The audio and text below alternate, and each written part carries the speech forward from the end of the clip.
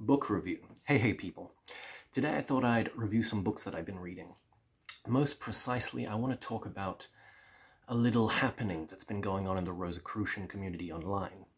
For many years, people have talked about secret chiefs, and no one has been able to come up with not so much evidence, but more like, you know, here's this guy, here's his group of students, here's a whole bunch of things he taught, here's his teachings. And there's been talk, like I remember one site or group claiming that there's a Count Popney or something like that was a secret chief, or this person here, and it's like, whatever. But recently there's been some publications that have shown, you know, specific diary entries and specific people like Steiner, Franz Hartmann, Robert Falcon, if you know who that is, all had basically this one master. And this is really something. Because it shows, because, you know, Franz Hartmann and Steiner, those are big boys. Those are not run-of-the-mill little, you know, guys who just had a lodge once and it fell apart or something. Those are big boys. Those are big names, I should say. Big names. So the book I've been reading is this book, Elias Mailander, A Rosicrucian Remembered, by Samuel Robinson, the guy from pansofas.com. So this book is it's a good book. It's quite easy to read, you know, it's 300 pages, but it's interesting. So it goes into who he is. It goes into the links, it goes into how they find him, the diary entries. And then it goes through a section of his teachings, which are more like aphorisms, almost, that you meditate on. And it's one of those things, because it talks about, like, who is this guy? Why was he so good? Like, you know, people look at, like, Steiner. Steiner was already someone who had stories about him. Like another guy called Crumheller at one point said Steiner clairvoyantly appeared to him in his astral body and taught him about Atlantis and stuff. So Steiner is already almost like a secret chief in and of himself, except we know about him. So this guy taught Steiner something new.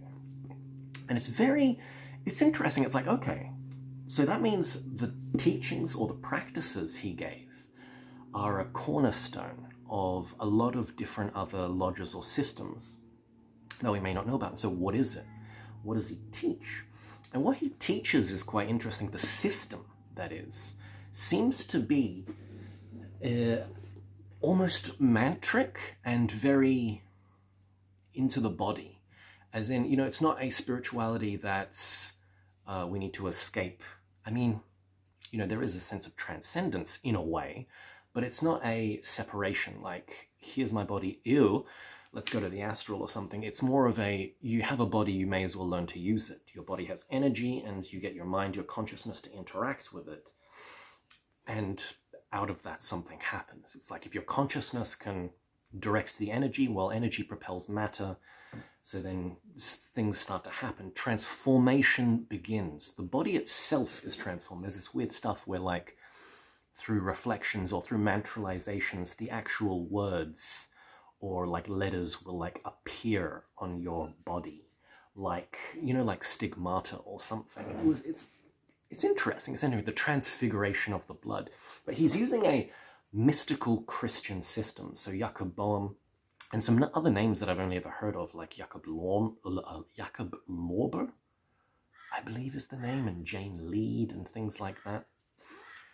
This book, I would recommend getting it, because although he doesn't talk about the system in like, this is the system from A to B, like, it's not like a primer of this original Rosicrucian system. He gives this interesting outline. He gives the teachings themselves like aphorisms, but then he also gives a whole bunch of stuff that's been unpublished from Franz Hartmann and Gustav Mayrank, Gustav Mayrank, for people who know who that is, he's beyond amazing. He's the guy who wrote the Doctrine of Awakening essay, which you can find in Introduction to Magic by Julius Evola, which is basically worth the entire book. Like, oh, there's other good stuff in that book, Introduction to Magic, but that one essay, if it cost as much as the book, would be worth it. It's absolutely phenomenal. Now, at the back of this, Gustav Mayrank and Franz Hartmann kind of talk about their experiences and kind of what they did and some connections. It's a really interesting overview into like the core of what real Rosicrucians did. But one of the other things I didn't mention is well, okay, so we have this guy who was a real Rosicrucian who, you know, made the rose blossom on the cross, as you were. What's some of the things what's his, you know, once again, what's his system? What did he do exactly? And you might get a little bit disappointed, but there's been another publication, this one. So a guy called J.B. Koenig, who is a name that's completely unknown unless you're really into Franz Baden, or actually, do I have it here? Or you found this random 8-page document on lumu.com and forked out the money to buy it and read it. Motherfucker, there was nothing on this guy in English. Nothing. And finally a book got published. And why is it important? In the Rosicrucian schools, they use vowel sound, like mantras. Like, you know, in the East, in India, they do like Om and things like that. The Rosicrucian schools have their own mantra kind of practices. And you kind of see it almost in ancient times, you see stuff or images, you know, like ERO, there's this nomina barbara, there's all these weird kind of vowels that are just string along in Hermetic texts, in old Gnostic texts, and magic texts like that, even people tattooing it on their body. And it's very interesting, but somewhere along the line that was actually incorporated into Rosicrucianism. And it appears in things like, Arnaldo Crumhella has a book called Logos Mantram Magic, which I believe used to be at one point required reading if you were in the OTO. I'm not sure if that's anymore. It's hard to get in English. Well, I think there's a translation in English now. But it's one of those things, like, where does he get it? Where does he get it from? And there's some stuff on it, like the ERO and things like that in, what is it, the Subettendorf Sufi Freemasons book. And I don't know, if you're really into the German side of things, you know about the Rune Guild and Adolf Kummer, or whatever his name is, the Rune Master, and he kind of uses vowel sounds to trigger the runic practices and stuff. But he just gets his stuff from Subettendorf, and it's like, where does everyone get it from? This is the first place in history where the vowel sounds appear. And it's really interesting. Obviously, I don't want to, like, spoil the book in a sense, but it's interesting. This guy is a Freemason. So there's some Freemasonic stuff which is a little bit funky. Like, if you're not a Freemason, you might feel a little lost. There's a book by, what's his name? Mark Stavish, called Path of Freemasonry. If you're not a Freemason and you read that book, that's all you need for esoteric Freemasonry. So if you read that book first and then this, you won't be lost at all. But this book, if you're a Freemason, if you're not, you might be a little like, what the hell's going on? But he talks about the vowels in this really succinctly, and he gives these interesting practices, once again, to do with the hands. Because usually in the Rosicrucians, like Arnaldo Crumhella and other things like that, they live around the time where already stuff is coming from the East. And when stuff came from the East, what happened is you know, Kundalini yoga and then like Western ceremonial magic just fused together. And so because of that, people get the vowel sounds and just throw them onto chakras, but that's not how it was used originally. It was originally the entire body, 12 steps, 12 zodiacal signs. The entire body was transformed. And I was like, that's really interesting.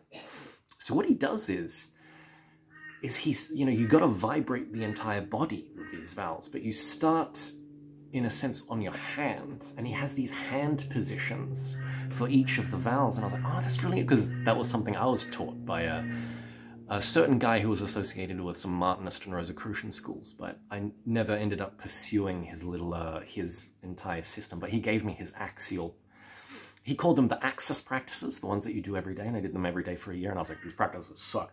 But like, for one of them, straight up, was basically this, but changed. And I was like, oh, that's where he got it from. And this one is actually a better practice, which I'm much more comfortable with. And I'm like, oh my God, this is amazing. It's amazing to see the original practice and what it has become, what people have turned it into. Because you can kind of turn it into a transmutation practice. You can turn it into a focus practice, a meditative practice, you know, focusing on the sound, or you can really sink into the body. And I think that's what you're supposed to do.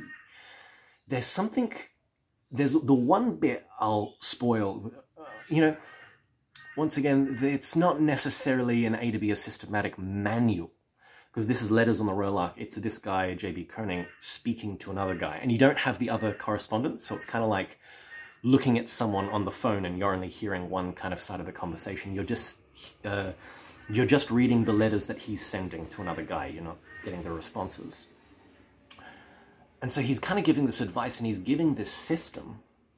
And there's a lot of stuff in these books. There's a lot of stuff in these books that feels left out, but it is there. It's just in between the lines, if you can nut it out. And one of the things that appeared to me was there's one line where he basically, I don't know if it's the translator or actually Koenig, I can't quite remember, but he says something like, when it gets into your bone marrow, that's when you become immortal. And I was like, ooh, that's sexy. That's almost like, you know, Eastern teachings, you know, as in, you know, like in Taoist alchemy, when they say, you know, you got to wash the marrow, that kind of thing.